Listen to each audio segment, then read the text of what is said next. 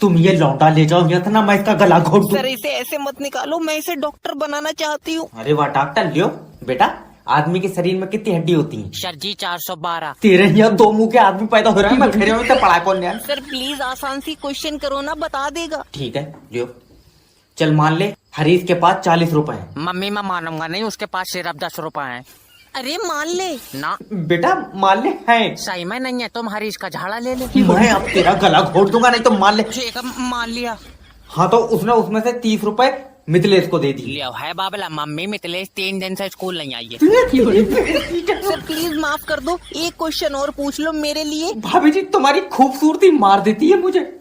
आप भी ना। लास्ट क्वेश्चन है, तेरे घर के बाहर एक आदमी एक गड्ढा एक दिन में खोद रहा है, तो 2 आदमी कितने दिन में खोद देंगे? देखो पहली बात तो घर के बाहर पक्का रोड है, गड्ढा खुदेगा नहीं। चल निकल बाहर। अरे सुनो तो। मैं कह रहा हूँ बाहर निकल जा, मैं मुंह फाड़ दूं।